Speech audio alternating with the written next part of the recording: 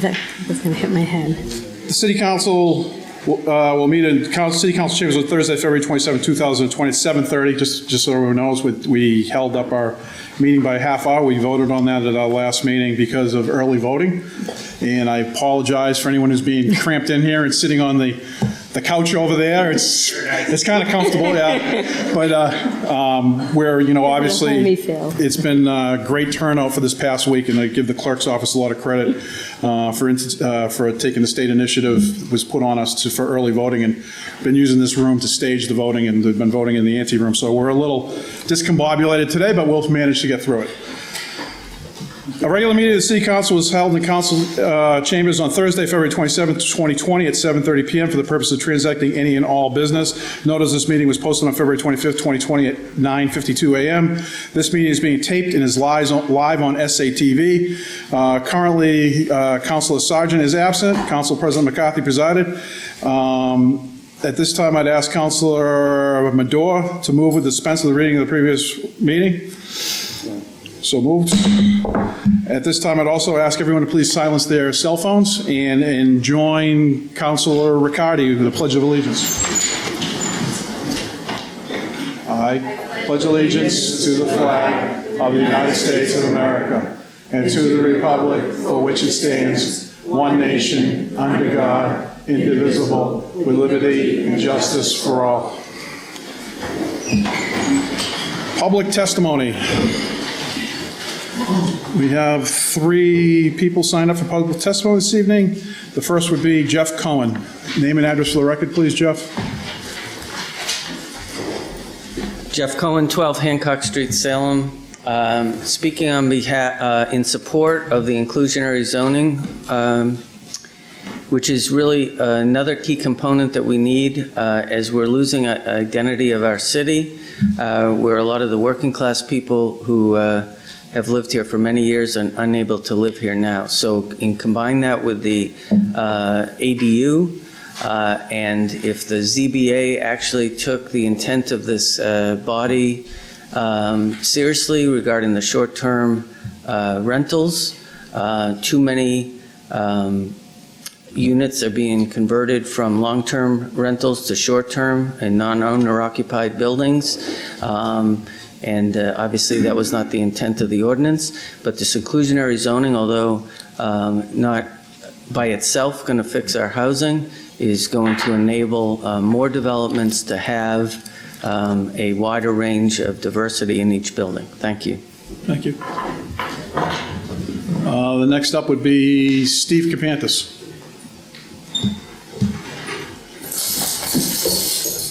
Name and address for the record, please, sir. Steve Kapantis, Wisteria Street. I'm here to talk about the inclusionary zoning ordinance and what I see as some holes in it that need to be fixed. More specifically, it calls out just the Salem train station. So if we're thinking forward 15, 20 years from now, what happens when we do add a South Salem station? Is this zoning ordinance now open for that and a half mile down the road into Ward 5 and Ward 7? 2, there's no geographic location of where you are measuring from. So to give you an idea, that footprint of the land down there is actually 3/10 of a mile. And then if you go all the way down to the signal, which identifies the entrance and exit of the station, is it that signal that is considered the measuring point? Are we measuring from anywhere on the property?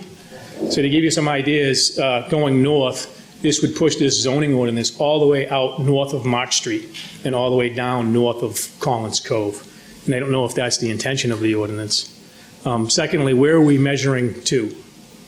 Is it to property line, or is it from property line to building?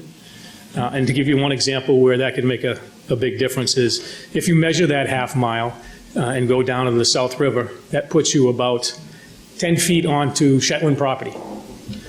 Right on the corner of Congress Street and South River. So does that now open another half mile down, because it's still owned by Shetland, the same property, for the zoning to be put in down there? So I think we really need to clearly define what we mean by the train station and what we mean by measuring points. I think the intention is so that people can have affordable housing and still walk to the train. So my suggestion would be that you use the two entrances on Bridge Street and provide a specific GPS coordinate. This is where we're measuring from. That way we know in the future, 10, 15 years, they still have to measure from that point. Thank you. Thank you.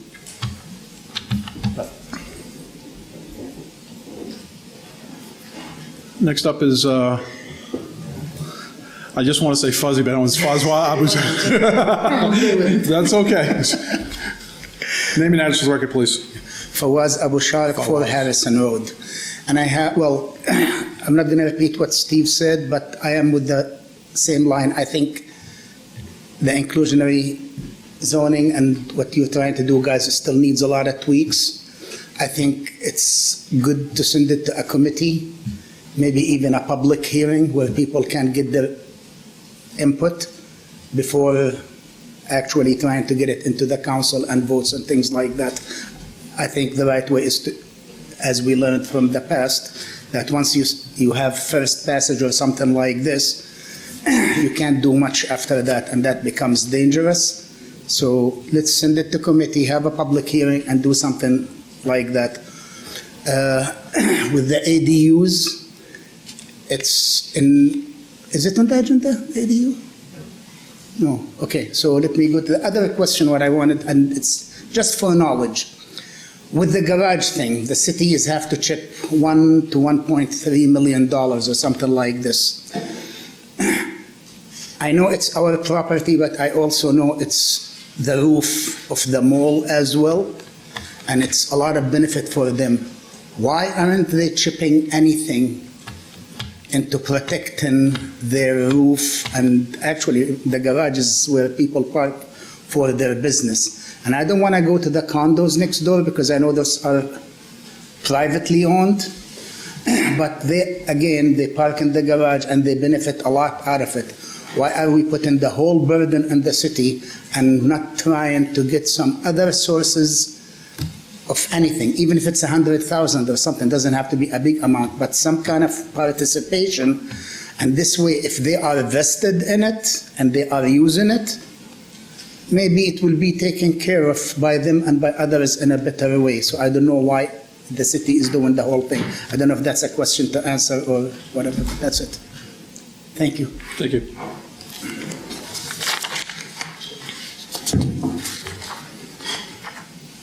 Hearings. We have an order from National Grid and Verizon to install one jointly owned pole on Orange Street.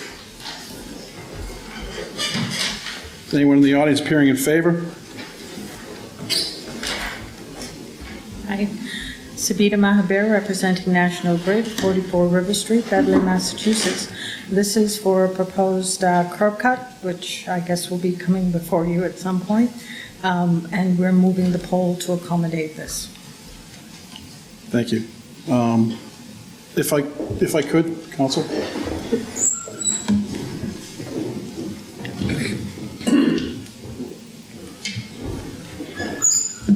Councilor McCarthy. Thank you, Mr. President. Through you, the plan that was attached, that I've looked at, shows the one pole where, I know the owner of the property is here as well, is proposing to get a curb cut, so the pole, he wants to move it. But on the plan, for those people, some of the neighbors who reached out to me, shows 2 poles in going to replace the 1 pole. Could you explain the rationale behind that? Because it's been questioned to me, and I'm not a National Grid engineer, and I know, and we spoke before the meeting, so I have an idea, but just for the record, as to why that is being proposed that way? I would assume that the pole would have been going in to secure for a guy wire, and with the curb cut, proposed curb cut, there wouldn't have been a way to do so. However, after speaking with the owner, I'm going to have to take that back to the engineer and ask him, because we have rights to anchor back on his property. So I would have to get another answer. That's great. Because that would alleviate some of the questions that came up, and obviously we spoke, and I spoke to the owner as well. I mean, because of the process, obviously, this one got kind of turned backwards a little bit, and the owner hasn't actually approached the city through the engineering department and through the building inspector's office to get the curb cut. So he was anticipating that this process would take longer. So, I mean, I'll give the owner a chance to speak, and then anyone else who wants to speak on the issue. But after that, we're going to continue the hearing open. At that point, then, probably a month, I would guess. Okay. Because I know the owner's going in front of ZBA, and that gives you time to talk to your engineers to make sure, and then he can talk to the neighbors to make sure, and then we can kind of smooth this out, so. Okay, All right? sure. Anybody else appearing in favor of this? Name and address for the record, please. 7 Curtis Street. My name is Len Karen.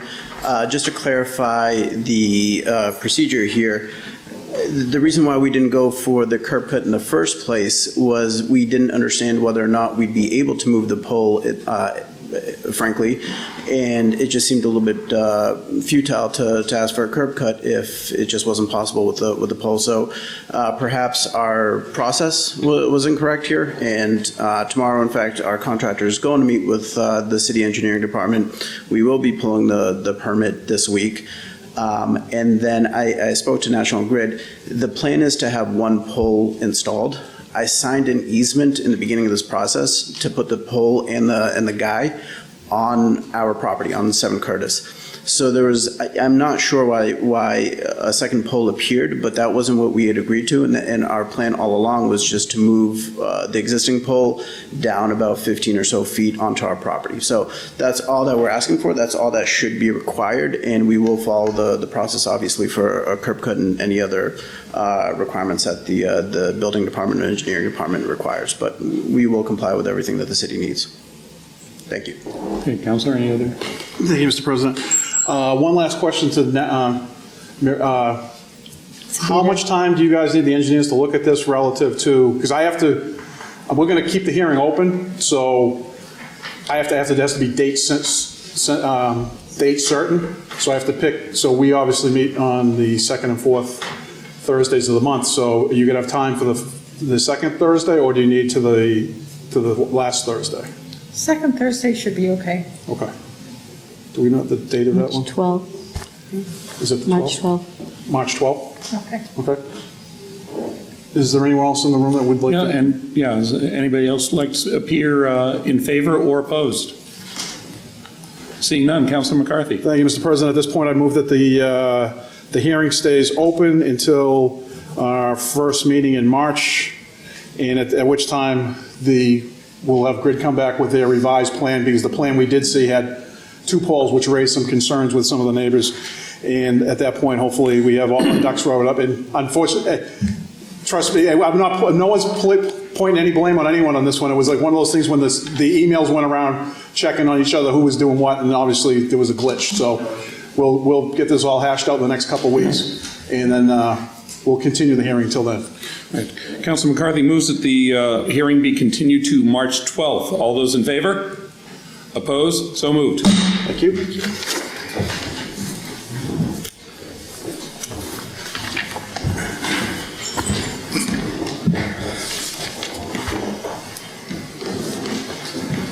Appointments and reappointments. Held from the last meeting, the mayor's appointment of the following department staff with their terms to expire. Shirley Dick, Deputy Auditor, term expires January 31st, 2022. And James Michael Caudell, Assistant Treasurer, term expires January 31st, 2023. Council Terrell. Thank you, Mr. President. I move for confirmation by roll call vote. Council Terry moves for confirmation by roll call vote. On a discussion? Thank you, Mr. President. Briefly, they're here in the audience. I'm very pleased that we've been able to fill these very important positions. So I'm sure they'll work out tremendously for us. I know our Director of Human Resources is sitting there with a big smile. So this is our finance director. Yeah, as well. But you hired them, so you must like these people. So there you go. Seeing any further discussion? Seeing none, Madam City Clerk, could you please call the roll? Councilor Dibble? Yes. Councilor Dominguez? Yes. Councilor Flynn? Yes. Councilor Hapworth? Yes. Councilor Madore? Yes. Councilor Marcello? Yes. Councilor Presnewski? Yes. Counselor Riccardi, Yes. Counselor Torrio, Yes. and Counselor McCarthy. Yes.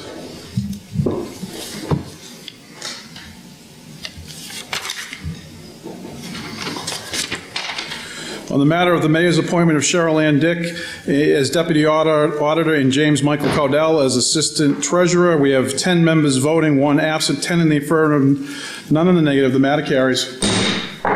Councilor Terrio. Thank you, Mr. President. I move for suspension of the rules to allow our new employees to address the council if they choose. Seeing no objection, if you so choose, right up to the front. Would you mind if I just offer a few comments as well about these two? Come on up, you two. Councilor Terrio. Certainly, and the mayor's invited as well, since she seems to like them. Seeing We're no already objection. spending the rules once, let's do it again. go all out. I just want to say how grateful we are to have these two professionals joining our team. Lori has been holding down the fort as a person of one in a department that really needs 5, and we're really grateful that we have such talented individuals joining the team. We waited a long time, and I think you'll agree as you get to know these two that it was worth the wait. They've already come in and really grasped a lot of the work that's underway here that needs to get done, especially as we head into the busy budget season. So I want to thank Lori for all her extra efforts, kind of really holding things together. We've not lost, people have retired. It's been they've happy occasions why we're down in staff, but it is a difficult market to hire in, and we've got 2 of the best here and are looking forward to really demonstrating that to you as we move forward. Just wanted to thank Lori for all her extra efforts and really welcome these 2 to the team. We're really grateful to have them here. So with that, I'll sit down. I just want to say thank you, and that I'm looking forward to working with all of you guys. Thank you, Mayor Driscoll. That was very nice. Cheryl Dick, and I am very excited to be here and to join a wonderful team. Thank you. Thank you.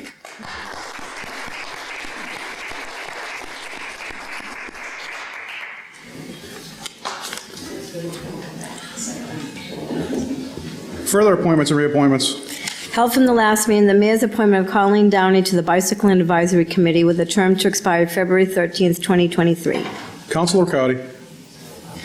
Thank you, Mr. President. I move for confirmation by roll call vote. Councilor Riccardi moves for confirmation by roll call vote. Under discussion? Thank you, Mr. President. Briefly, I would just like to thank Ms. Downey for willing to serve on the bicycle committee. There is a lot going on over in North Salem, one of those being possible bike lanes on North Street. We did the pop-up bike lanes last summer, and actually that was the first time I got to ride a bike with Ms. Downey down North Street. So I'm excited to bring her perspective as a resident of North Salem that lives a car-free life and commutes into the city. Before she lived in Salem, she commuted 5.5 miles, I think it was, on her bike to work. So I think bringing that perspective to the bike committee as well, as long as with being a North Salem resident, is going to be definitely a great addition. So thank you. Thank you. Any further discussion? Seeing none, Madam City Clerk, will you please call the roll? Counselor Dibble? Yes. Counselor Dominguez? Yes. Counselor Flynn? Yes. Counselor Hapworth? Yes. Counselor Madore? Yes. Counselor Masillo? Yes.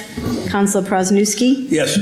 Counselor Riccardi? Yes. Counselor Torrio? Yes. And Counselor McCarthy. Yes. Thank you. On the matter of the mayor's appointment of Colleen Downey to the Bicycle Advisory Committee, we have 10 members voting, 1 absent, 10 in the affirmative, none in the negative. The matter carries.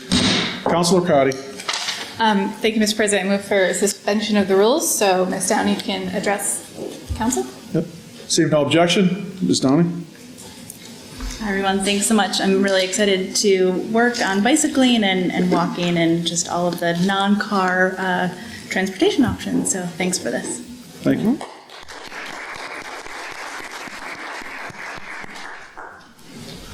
Further appointments and reappointments.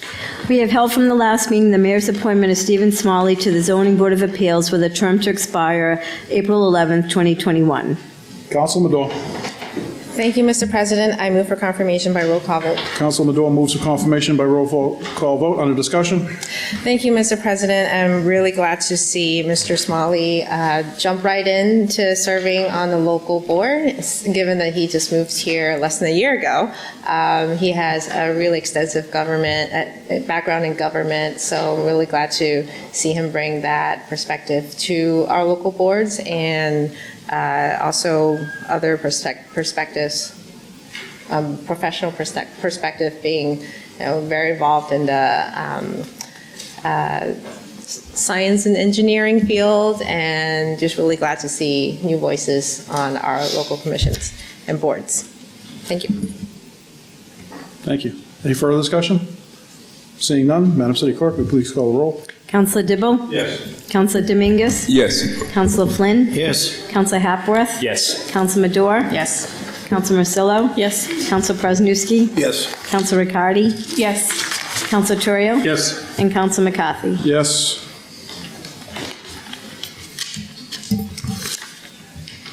Thank you. On the matter of the mayor's appointment of Stephen Smalley to the Zoning Board of Appeals, we have 10 members voting, 1 absent, 10 in the affirmative, none in the negative. The matter carries. Councilor Madore. Thank you, Mr. President. I move to suspend the rules to allow Mr. Smalley to address the council as he so chooses. Councilor Madore moves to suspend the rules. Seeing no objection, Mr. Smalley.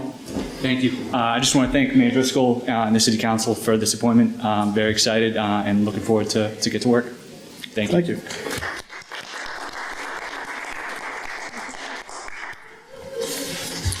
Take a motion to take out of order the mayor's informational page.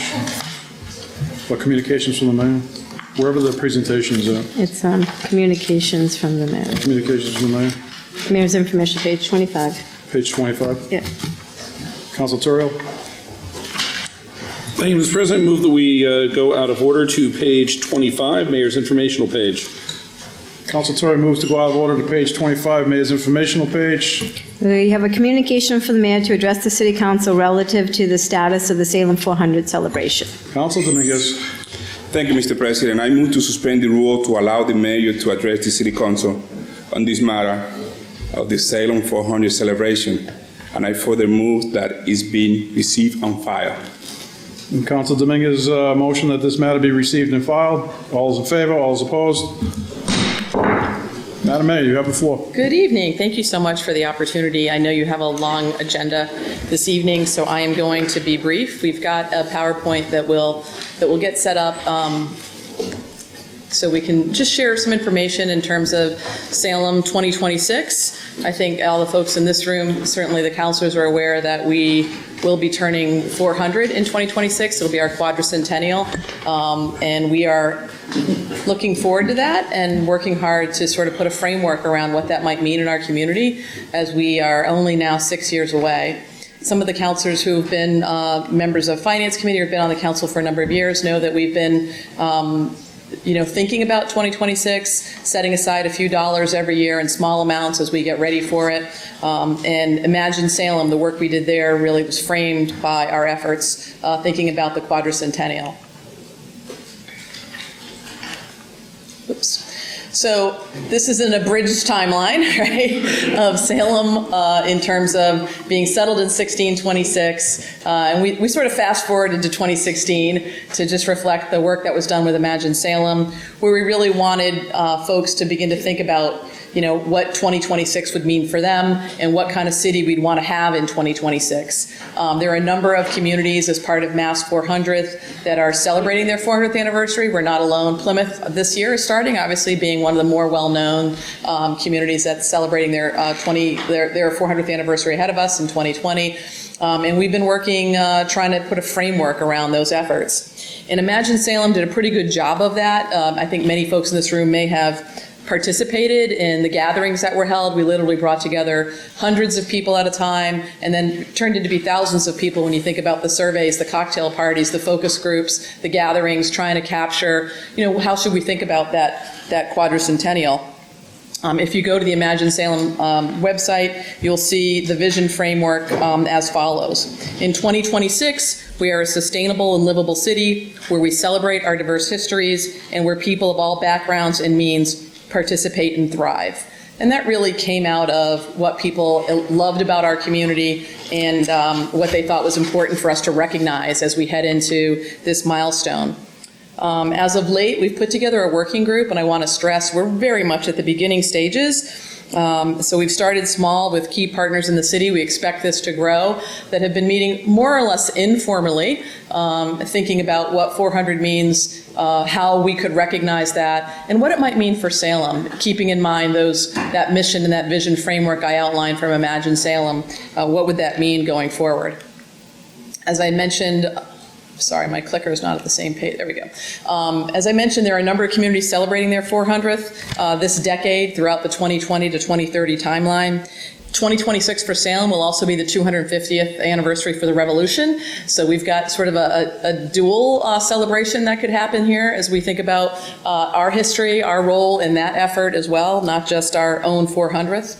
And as we've thought about this work, we've gone back to look at what transpired during our 300th anniversary in 1926, what approach the city took then to celebrate that major milestone. And this was a quote from the Salem News that summed up, I think, how people thought about 1926. And I'll just read it for folks who may not be able to see that at home. A community that has the energy to get up such a display and is no Sleepy Hollow. And I think they were referring to the pageants and parades and activities that took place. No dreamer of past dreams, but a wide-awake modern town with energy to devote to civic causes. When a fine old town has that spirit, you can say not merely that it has a great past, but that it has a free and useful future ahead of it. We really thought that was significant in terms of even in 1926, we were trying to be forward-thinking. At that 300th anniversary, they put a lens on the future, and that's helped sort of guide some of our thinking. And, you know, I'd love to say there's nothing like a deadline in government, and we've got a deadline. 2026 is our 400th. How do we want to think about that? So as I mentioned, we thought about the tercentenary, the 300th anniversary, where they probably had better clickers than we have. Okay. I'll see if that'll stick. So these are just a couple of snapshots of some of the things that transpired in 1926. Crazy Kids in 1926, they had an up-all-night party. You'll recognize some of those snapshots. Some of the gatherings took place on the Common. There were pageants, there were parades, there were celebrations. The building in the front is City Hall. On the left, the tents all circled our Salem Common, and it was a 1926 vintage up-all-night party in Salem. They also did some other interesting things. The bandstand was commemorated in 1926. There were coins that were commemorated in books to celebrate the 300th anniversary. And the photo on the right is a large-scale oil barrel bonfire we had, something we don't think is probably a good idea for 2026. But I'm sure we've cleaned up that park, probably as a result of that 1926 celebration. But it clearly was something that brought the community together, where people really were thinking about both the celebration and also trying to be forward-thinking. And that's guided our efforts as we think about Salem 400. So, you know, one of the things we wanted to focus on with the working group early was sort of what was our mission. And it's pretty clear we want to celebrate the 400th, the quadricentennial, and then as we're thinking about moving forward, how do we explore those opportunities to connect this amazing history that we're so fortunate to have in our community, while also crafting this vision for the current and future generations. A couple of themes came out of that right away, both based on Imagine Salem and just, I think, the values that we hold dear in our city. One was around community, you know, being this livable, inclusive place, recognizing the historic assets we have, recognizing the different people that don't always get recognized in our history, how we can ensure that we're thinking about that, and then sustainability, not just sustainability from a climate change perspective, although certainly that's important, but also economic vibrancy. How are we thinking about our housing and transportation needs to be a community and to be sustainable? What does that mean? And again, I want to stress we're at the beginning of this, and we're trying to think about goals as we move forward. So some of those that sort of rose to the top of the discussion early on were sort of commemoration and recognition. You know, how do we value inclusiveness? How do we think about our historical contributions and present cultures and what that means? The signature projects, we talked a little bit about this during the inauguration. We think there's an opportunity for us to celebrate some of the wonderful infrastructure we have and make sure it's not only in good standing in 2026, but in good standing for that next generation. Community and civic engagement. We know that we have a community that really cares, that was evident through Imagine Salem, but we think as we think about this new deadline of 2026. We've got plans in place in our community around being carbon neutral by 2050. How do we think about impacts like climate change, and what are we going to do to ensure that sustainability is lived in Salem moving forward? And then obviously historical and cultural discoveries. How do we really embrace and shed light on some of those historical narratives that aren't as well known? We know if you go anywhere in this country and say you're from Salem, they're going to talk to you about witches. They might raise the great age of sail, but we know there's so much more to our history here, and we want to think about how we can best unpack those stories. We also think there's been some significant historical frameworks and external forces that have impacted our city. You think about the Great Age of Sail, what happened here and the prominence it brought to our city. We think about the Revolution, the role we played there, in the industrial complex, the Industrial Revolution, and what that meant. Pequot Highlands operated a lot differently, in that timeline, and meant something different to our community than it does today. As just some examples. What do we think that next century is going to entail for us? What's going to be the external framework that we should be thinking about around sustainability and resiliency for sure, but trying to recognize that there are forces that are going to be in our community and in our country that are going to have an overwhelming impact on Salem. How do we ensure we're thinking about that future as we plan for our 400th and certainly beyond? So, as we turn the corner and really trying to envision a Salem 400th as more than just a working group and an informal effort, we know that we're going to have to do some branding. Several other communities already have taglines and branding and websites set up. We want to spend some time thinking about that. We've engaged with Fresh. Many of you may know Fresh to Go, a local digital marketing firm, to help us think through what's the right way to represent Salem 400, what it means to our community. Really stressing that it's not just about the celebration, but about the people and our community and our future. And then what are some of the initiatives we might want to consider? I'm really sorry, I haven't mastered this clicker very well. So we know some of those we've talked about in general, and we're trying to actually get some more details around what something like this might look like. But we have started to focus really hard on a signature parks initiative. We feel like we are so fortunate to have amazing spaces in Salem that are gatherings that are not just a neighborhood park, although certainly neighborhoods close to these spaces enjoy them, but are places that people make memories where we have large gatherings or tell a very historical, significant part of Salem's past. And frankly, many of those spaces are all in need of upgrades.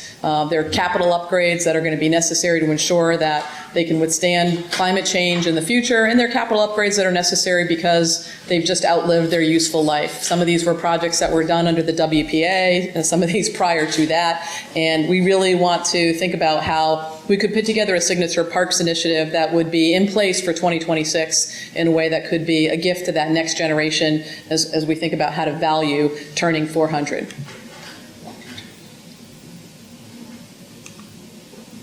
One project that has a lot of attention in town that we've been working with stakeholders and thinking about and doing a lot of due diligence is the relocation of Pioneer Village from where it is right now at Forest River to the Camp Nomkeg area, and the relocation of the Camp Nomkeg, in essence the summer camp that takes place there, to the Forest River Park area. We think it provides a unique opportunity to share the history around early settlers in Salem in a better location, something that's on the trolley line that people can get to.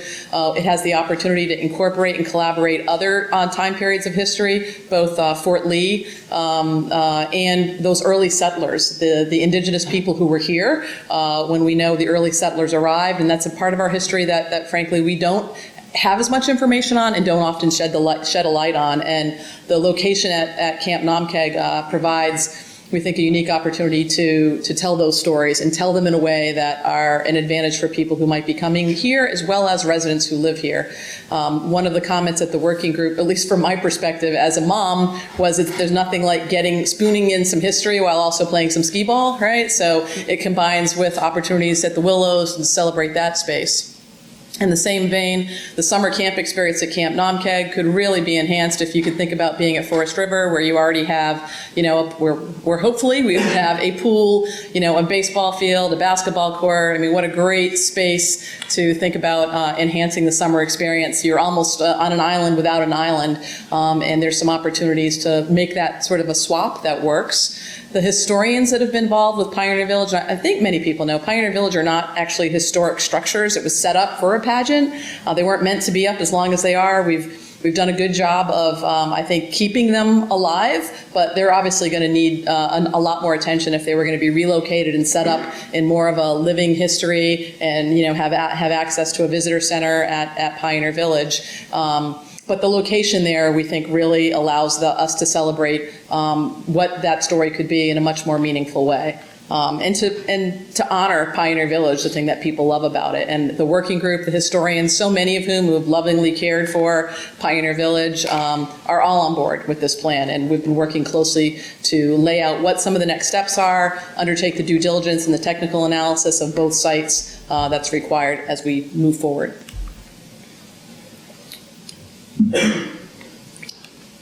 Another initiative that we are working on in collaboration with the Tree Commission.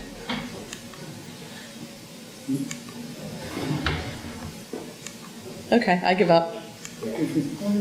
Thanks, Dominic. Is the Century Tree Initiative. This would enable us to, there we go. This would enable us to plant a generation of heritage trees.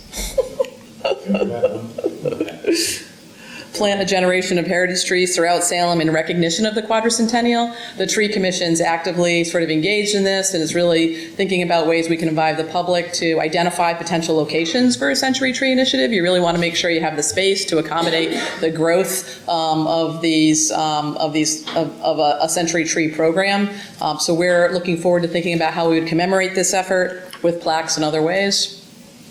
And then lots of program and partner opportunities. Salem Ancestry Days is just one of them. Obviously, we have some existing activities that take place here. How can we think about working with partners in an even greater fashion to celebrate what goes on here already and maybe bring some additional heft to it as we move into the 400th? This is, I want to be clear, at the beginning of the dialogue. We think there's many more partners that we need to bring to bear to this effort. Lots more opportunities to think about how we celebrate our 400th anniversary, and a growing list of both sponsor opportunities and ways that we can work together to ensure that when we turn 2026, like the 7th graders starting in September will be graduating in high school, like what kind of Salem are they going to be graduating into? What type of community goals do we have? And how do we do the backwards planning now to get ready for 2026? We know if we're not doing that work now, next year, the year after that, the goals that we might have for 2026 really won't be realized.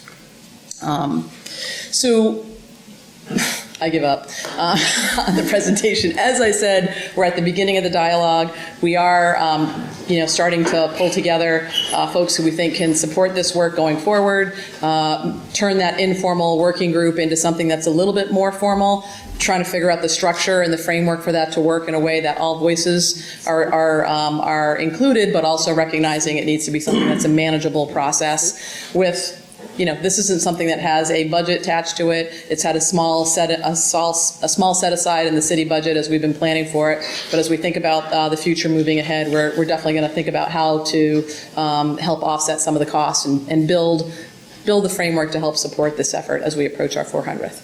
So we wanted to give an overview to the council because we think this is getting a head of steam around it, and we want the ideas that you may have, thoughts, sponsors, people, individuals, a framework, a structure. That's one of the things we're trying to get our arms around. Nobody really wants to take this on. Any of our existing partners haven't said, I'll own the Salem 400 committee. I can't wait to staff it. Can we be the one to support that effort? So it's really going to be, I think, putting a lot of heads around the table to understand how we march forward, knowing that we're going to be relying on each other and maybe trying to understand how best we do that without one entity perhaps taking the lead. I'm going to stop there. Happy to take any questions or comments, and we really look forward to each of you being engaged in this effort to the extent that you'd like to be, and sharing ideas, thoughts, and opportunities for us to make sure in 2026 we're the community that we aspire to be today. Councilor Dominguez, or I'll let Councilor McCarthy call on you. Thank you, Mr. President. Thank you, Mayor, for the great presentation. I just want to ask you a quick question, maybe related to the group that you're putting together. And I know you're in the first stage of putting the group together, but I don't see some of the diversity that reflects Salem. Yep. Latino, for example, organization, I haven't seen any. Are you looking for maybe to include some of that group in that? Yeah, absolutely. I mean, Thank I think inclusion is a big part of what came out of Imagine Salem, and people wanting to make sure that our community reflected those values. This working group has really been informal, and we're heading to that stage now of how we're going to formalize this effort. And what is that structure? Is it an advisory council? Is it, you know, what shape is it going to take on? Still remains to be seen. But again, we definitely want to make sure that the group that's around the table as we think about 2026 looks like our community today, and certainly what we aspire to be in 2026. Councilor Happer. Thank you, Mayor. You mentioned telling stories of underrepresented groups in Salem. Is there discussion around signage or something that would be permanent and lasting within the city outside of programming? Yeah, I don't think we've gotten down to the detail of exactly what that might look like. Is it signage? Is it an exhibit? Is it a permanent exhibit? There's so many different ideas that folks have, but there certainly is a desire to make sure the stories that don't often get told are incorporated into when we wake up in 2026. We know that waterfront brought us great prominence. We also know there's a connection to slavery there. We also know there's a strong abolitionist movement connection in Salem. How do we tell our African American history? The indigenous people really aren't represented at all, almost anywhere in Salem, and we know there are, that's an important part of our history everywhere, but certainly in a place like Salem. So I think a lot of that is still really getting sorted out, but ideas are welcome. So we want to make sure we honor it correctly and also recognize there's a lot here for us to think about. Anyone else? Councilor Madore. Thank you, Madam Mayor. Can you talk a little more, maybe outline some of the next steps where the council can get involved? Sure. And secondly, is there like a more public launch of this campaign?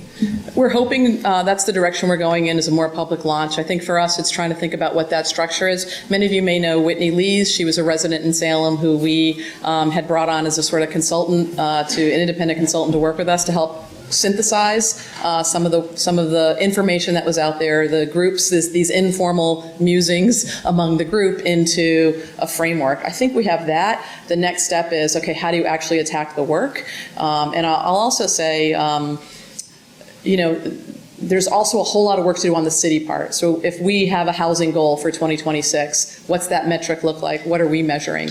If we have a goal around education or climate change and the climate action agenda, how are we taking a lot of the work that we have in place and are doing to put a city metric on for city work, for municipal preparedness, so to speak. And then there's these other activities, and who's going to be responsible for all of those. And we have met with there is a group of 400, community 400s during that 2020 to 2030 time frame, and they're all doing it differently. Some of them are very city-centric. It's almost an entire city effort that's leading it. In other places, they've formed a 501c3 nonprofit and are going with key stakeholders in the community, but they're often running in their own sort of direction, led by sort of like a mini Olympics, initiative. So we've got to figure out what the framework is that's going to work for us in terms of an organizational structure. We have some ideas, but as I said, nobody stepped up to say, we really want to own it. So we want to think about that.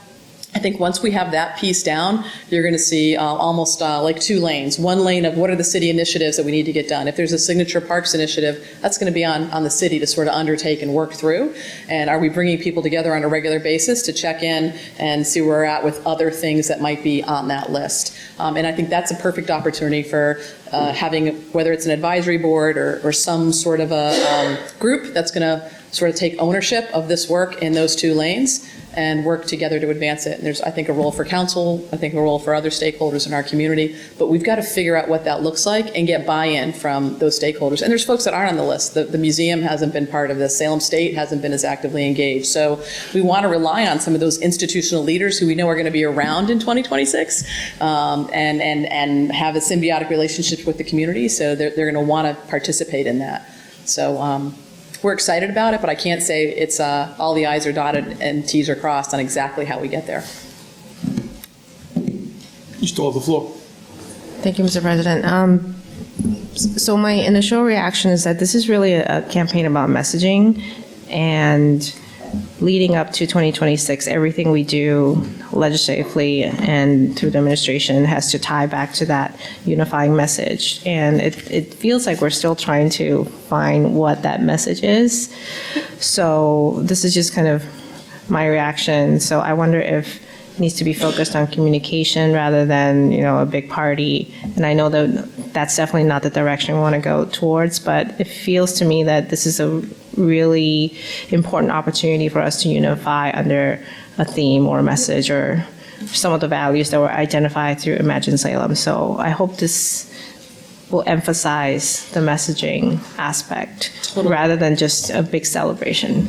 Yeah, if I've given you the impression that we're more focused on the big celebration, I definitely want to dial that back. The celebration will happen here. I'm not worried at all about what we'll celebrate. I am worried about, will we actually have a signature park project completed, or will we have a housing goal that's achievable that we're working towards and working like the devil to get done by 2026? And that's not about a celebration, but setting a goal that falls under that lens of what type of community we want to be in 2026. We have engaged fresh, so I think the work is just getting started on sort of branding, messaging, and how we embed that in the work that we do going forward. In some ways, that feels like the easy part to me. It's getting the team around the table and a structure that everyone's going to own some piece of this work. It can't just all be the city, and it can't just all be outside partners. We're going to have to figure out how to work together on it. Well, it's still early, so I want to say that we'll get there. We're just not there yet. Councilor Dibble. Thank you, Mr. President. Through you, Mayor, I applaud your efforts on this. I like how, for preparation of 2026, you say Pioneer Village will be up and running in 2023, so 3 fast years from now. That's going to be ambitious, but if we really tried, we could do it in a year. So 3 years, I think we're going to have something nice. So I applaud your efforts. I just want to remind everybody that just a few years ago, right before the mayor became mayor in your first term, Pioneer Village was closed, had been closed for about 6 years or so. They shot a few movies in there, a few school groups went through there, but very, very few, maybe like one a year. So again, closed for 6 years. So I thank the mayor for working to get that reopened. I had met with John Goff on this, a local historian, lives on, I believe he still lives on Lafayette Street, I'm not sure. And I'd like for you to consider putting him on this study group, because he is phenomenal. He spoke before all sorts of youth groups and other groups, Boy Scouts, to help get Pioneer Village reopened.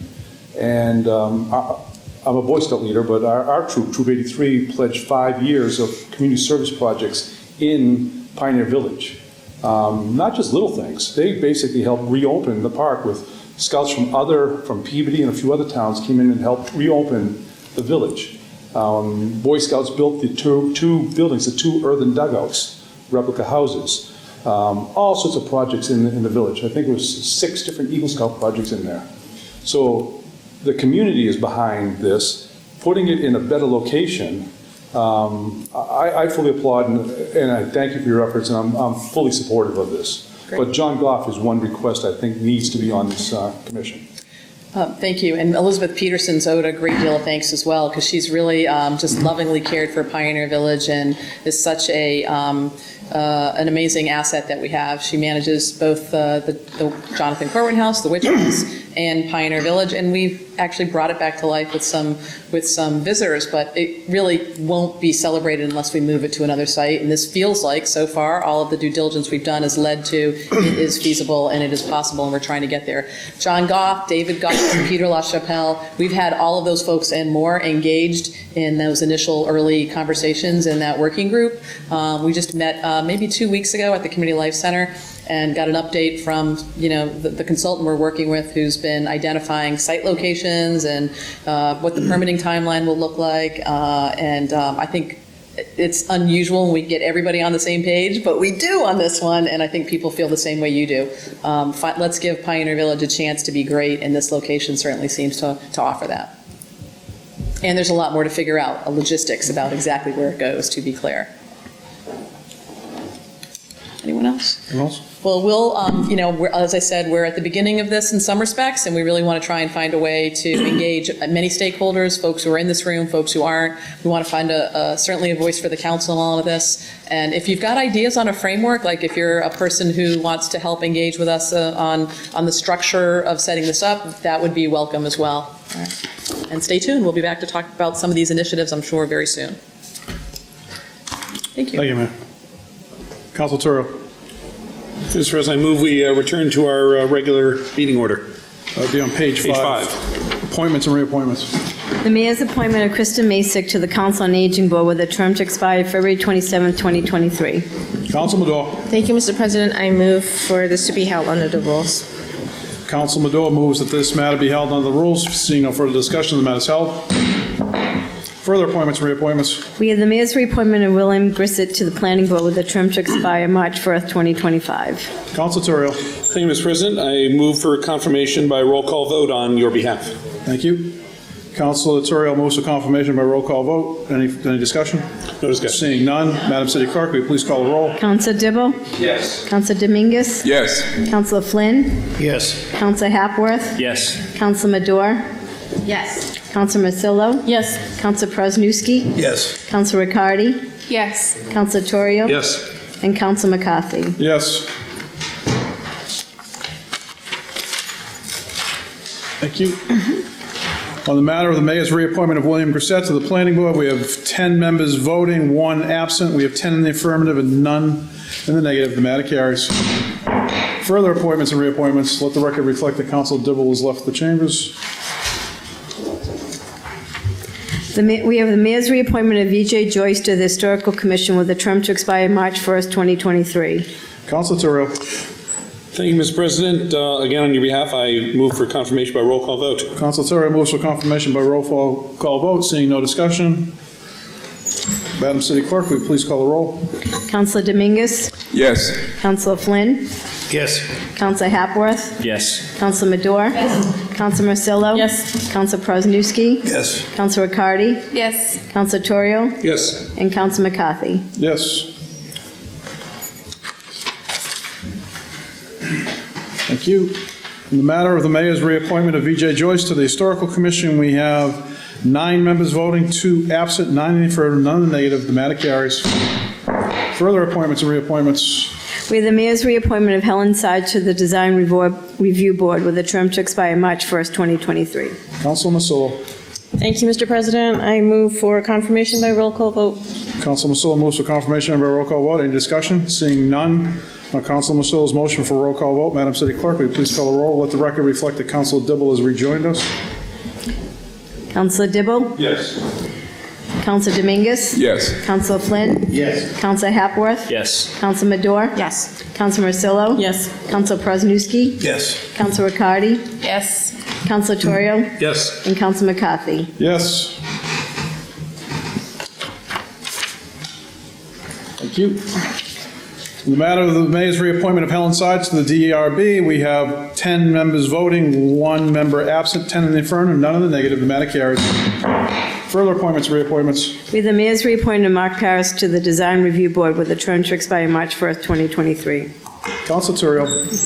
Thank you, Mr. President. I move for confirmation by roll call vote. Councilor Turiel moves for confirmation by roll call vote. Any discussion? No. Seeing none, thank you for that. Madam City Clerk, will you please call the roll? Councilor Dibble? Yes. Councilor Dominguez? Yes. Councilor Flynn? Yes. Councilor Hapworth? Yes. Councilor Madore? Yes. Councilor Marcillo? Yes. Councilor Presnewski? Yes. Councilor Riccardi? Yes. Councilor Torrio? Yes. And Councilor McCarthy. Yes. Thank you, Madam City Clerk. In the matter of the mayor's reappointment of Mark Paris to the DRB, we have 10 members voting, 1 member absent, 10 in the affirmative, none in the negative. The matter carries. Further appointments and reappointments. We have the mayor's reappointment of Rebecca Curran to the Affordable Housing Trust Fund Board with a term to expire January 25th, 2022. Council Torrio. Thank you, Mr. President. I move for confirmation by roll call vote. Council Torrio moves for confirmation by roll call vote. Any discussion? Let the record reflect that Council Maduro has recused himself.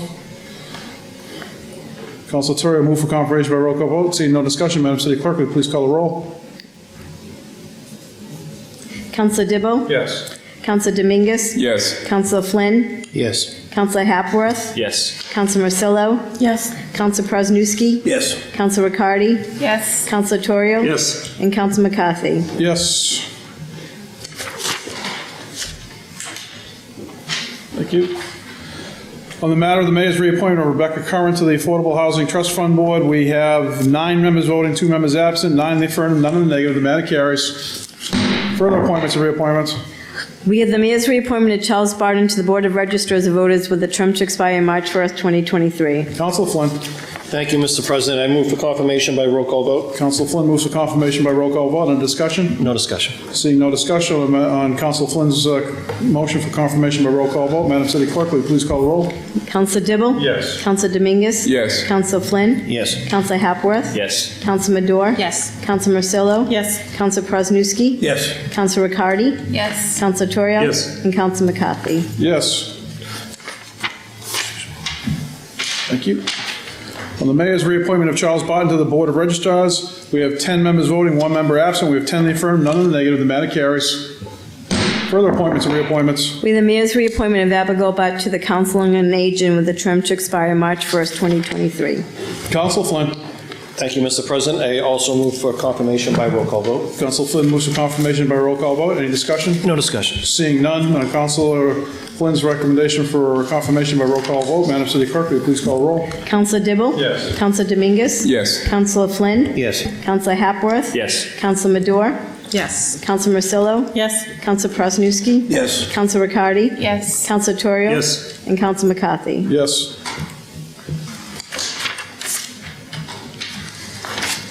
On the matter of the mayor's reappointment of Abigail Butt to the Council on Aging Board, we have 10 members voting, 1 member absent, 10 in the affirmative, none in the negative. The matter carries.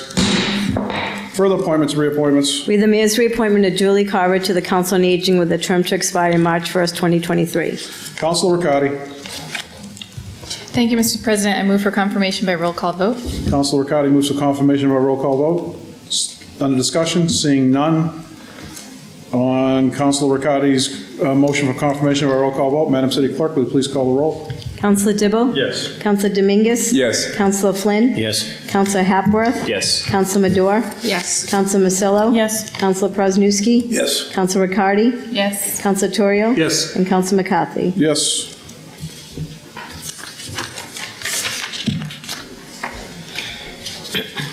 On the matter of the mayor's reappointment of Julie Carver to the Council on Aging, we have 10 members voting, 1 member absent, 10 in the affirmative, none in the negative. The matter carries. Further appointments and reappointments. We have the mayor's reappointment of Deborah Lopsitz to the Commission on Disabilities with a term to expire March 1st, 2023. Councilor Torrio. Thank you, Mr. President. I move for confirmation by roll call vote. Councilor Torrio moves for confirmation by roll call vote. Seeing no discussion on Councilor Torrio's recommendation for roll call vote, Madam City Clerk, will you please call the roll? Councilor Dibble? Yes. Councilor Dominguez? Yes. Councilor Flynn? Yes. Councilor Hapworth? Yes. Councilor Madore? Yes. Councilor Marcillo? Yes. Councilor Presnewski? Yes. Councilor Riccardi? Yes. Councilor Torrio? Yes. Councilor McCarthy? Yes. Thank you. On the matter of the mayor's reappointment of Deborah Lopsitz. Lobzitz, to the Commission on Disabilities. We have 10 members voting, 1 member absent, 10 in the affirmative, none in the matter carries. Sorry about that, Deborah. Further appointments and reappointments. We have the mayor's reappointment of Robert Millerick to the Board of Assessors with a term to expire March 1st, 2023. Council Flynn. Thank you, Mr. President. I move for confirmation by roll call vote. Council Flynn moves for confirmation by roll call vote. Seeing no discussion, Madam City Clerk, will you please call the roll? Counselor Dibble? Yes. Counselor Dominguez? Yes. Counselor Flynn? Yes. Counselor Hapworth? Yes. Counselor Madore? Yes. Counselor Marcillo? Yes. Counselor Presnowski? Yes. Counselor Riccardi? Yes. Counselor Torrio? Yes. And Counselor McCarthy? Yes. Thank you. On the matter of the mayor's reappointment of Robert Millerick to the Board of Assessors, we have 10 members voting, 1 member absent, 10 in the affirmative, none in the negative. The matter carries. Further appointments and reappointments. We have the mayor's reappointment of Paul Kirby to the Board of Health with a term to expire March 1st, 2023. Council Turrio. Thank you, Mr. President. Move for confirmation by roll call vote. Council Turrio moves for confirmation by roll call vote. Seeing no discussion, Madam City Clerk, will you please call the roll? Counselor Dibble? Yes. Counselor Dominguez? Yes. Counselor Flynn? Yes. Counselor Hapworth? Yes. Counselor Madore? Yes. Counselor Marcillo? Yes. Counselor Presnowski? Yes. Counselor Riccardi? Yes. Counselor Torrio? Yes. And Counselor McCarthy? Yes. Thank you. On the matter of the mayor's reappointment of Paul Kirby to the Board of Health, we have 10 members voting, 1 member absent, 10 in the affirmative, none in the negative. The matter carries. Further appointments and reappointments. We have the mayor's reappointment of Mary Ellen Hallowell to the Beautification Committee with a term to expire March 1st, 2023. Councilor Dibble. No, I'm sorry, excuse me, Councilor Riccardi, lost my place for a second. Thank you, Mr. President. I move for confirmation by roll call vote. Councilor Riccardi moves for confirmation by roll call vote. Seeing no discussion, Madam City Clerk, will you please call the roll? Counselor Dibble? Yes. Counselor Dominguez? Yes. Counselor Flynn? Yes. Counselor Hapworth? Yes. Counselor Madore? Yes. Counselor Marcillo? Yes. Counselor Presnowski? Yes. Counselor Riccardi? Yes. Counselor Torrio? Yes. And Counselor McCarthy? Yes.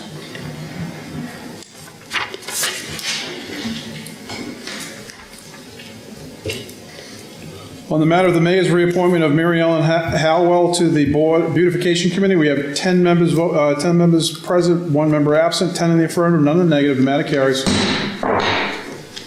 Further appointments and reappointments. We have the mayor's reappointment of Sandra Power to the Beautification Committee with a term to expire March 1st, 2023. I believe this one Yep. goes to Councilor Turrio. Is that correct? Is Sandy, Yes. does she live in 5? Yeah. It's, Thank you.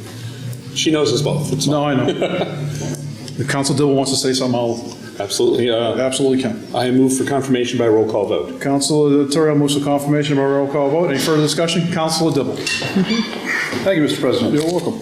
I've known Sandy for well over 30 years, and her dedication to the city is just absolutely amazing. She's the person that gets out and does the lion's share of the maintenance on our, not all of traffic islands, but almost all of them, I would have to say. She work all over the place, and the group from the Salem Beautification Committee. I had the privilege 33 years ago of going out with them and planting tulip bulbs at the first year that they were in operation, first couple of years, actually. But Sandy is asking for some more help. I've been in communication with her. The beautification would like to have some more volunteers, so seeking any help. Anybody watching this at home, if you choose to join in with a wonderful group of people who help and care for our city's traffic islands, they would love to have you. So you can reach out to Sandy Power directly or reach out through me, and I'll get you in touch with the beautification committee, either or. But again, Mr. President, we owe a big thank you to Sandra Power and the entire crew of volunteers. I can't speak enough as how often I've seen Sandy and her volunteers in traffic islands at some early morning hour in the middle of the summer trying to beat the heat, so it speaks volumes to what they do. Any further discussion? Seeing none, Madam City Clerk, would please call the roll. Counselor Dibble? Absolutely, yes. Counselor Dominguez? Yes. Counselor Flynn? Yes. Counselor Hapworth? Yes. Counselor Madore? Yes. Counselor Marcillo? Yes. Counselor Presnowski? Yes. Counselor Riccardi? Yes. Counselor Torrio? Yes. And Counselor McCarthy? Yes. Thank you. On the matter of the mayor's reappointment of Sandy Power to the Beautification Committee, we have 10 members voting, 1 member absent, 10 in the affirmative, none in the negative. The matter carries. Further appointments and reappointments. We have the mayor's reappointment of Ronald Bertheim to serve as a constable with a term to expire February 25th, 2023. Council Madore. Thank you, Mr. President. I move that this be received and filed. Council Madore moves that this be received and filed. Seeing no discussion. All those in favor? All those opposed? I'll just take a brief second to say that we just approved, 15 to 20 people to serve on the City of Salem boards, and we did it we expedited it, but I just want to, obviously these are reappointments. I want to thank them all for their willingness to continue to serve the city of Salem in their capacity on each and every one of their boards. And thank them all for us, because we didn't take the opportunity to thank them individually except for Sandy, so I just want to thank them all for their service. Communications from the mayor. We have an order that $142,412.48 is be appropriated from retained earnings water sewer fund to the Water Enterprise Fund contracted services to be expended for the repair of a 20-inch water main break located on Bridge Street. Council Terrell. Thank you, Mr. President. I move that this one be referred to the Committee on Administration and Finance, co-posted with the Committee of the Whole. Council Terrio moves that this matter be referred to the Committee on Administration and Finance, co-posted to the Committee of the Whole. Under discussion, Council Terrio. Thank you, Mr. President. This is normally a fairly routine transfer, and we have another one of these coming up that's smaller, that is also the same sort of thing. But in this particular case, it crosses a fiscal year boundary. This is for service that was done in June, so in June prior to the end of the last fiscal year. So as a result, I have a few questions that I'd like to ask on some of the timing and some of the aspects of that. Absolutely. Seeing no further discussion, Councilor Terrio's motion that this matter be referred to the Committee on Administration and Finance, co-posted. All is in favor? All is opposed? Further communications from the mayor. We have an order that $43,357.05 is hereby appropriated from retained earnings water sewer fund to the Water Enterprise Fund contracted services account to be expended for the repair of a water main break on Loring Avenue. Councilor Terrio. Thank you, Mr. President. On this one, I move for suspension of the rules. Councilor Terrio moves for suspension of the rules. Seeing no objection, Councilor Terrio. Thank you, Mr. President. I also move for adoption. Councilor Terrio moves for adoption. Under discussion. Thank you, Mr. President. This is much the same but a smaller scale incident as the previous one, but this one is within the current fiscal year for both the action and the payment. So, this is the sort of thing we do pretty routinely. Thank you. Madam City Clerk, is this a roll call vote? No, Okay. something I didn't think think so. from the That's last fine. week. Yep. Said Jim. No, that's fine. Sorry.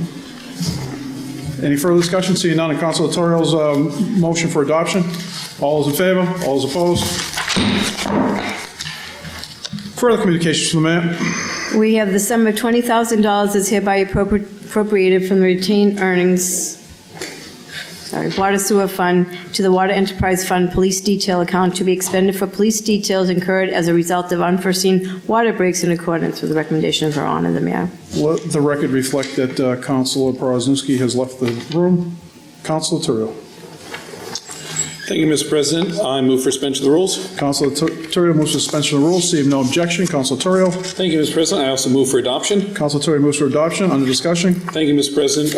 This is to take some money in reserves for covering details for any other work, water breaks, sewer issues, any other repairs that have to be done, and should cover our needs for the rest of the fiscal year. Thank you.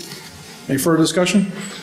Seeing none, on Councilor Terrio's motion for adoption, all is in favor? All is opposed? Further communications to the mayor. We have an order that the sum of $15,680.59 is appropriated and transferred from the Capital Outlay Fund to the Short-Term Electric Department Leslie's Retreat Park Repair and Maintenance Account to be expended by the Electric Department for repair of underground wiring and malfunction of luminaries in the Leslie Retreat Park. Let the record reflect that Councilor Poroznowski has rejoined us. Councilor Terrio. Thank you, Mr. President. I move for suspension of the rules. Councilor Terrio moves for suspension of the rules. Seeing no objection, Councilor Terrio. Thank you, Mr. President. I also move for adoption. Councilor Terrio moves for adoption. Under discussion. Thank you, Mr. President. This is to perform electrical repairs in the area of the Leslie's Retreat Park, where we have all parks by the side of the North River Canal and the and the dog park and all. We have had issues with water infiltration, and this is to perform repairs, seal up the cables, and better protect against water so we can have all functioning lights within there, or as they refer to in here, luminaries, because that's electrical speak. Thank you. Any further discussion? Seeing none, on Councilor Terrio's motion for adoption, all is in favor? All is opposed?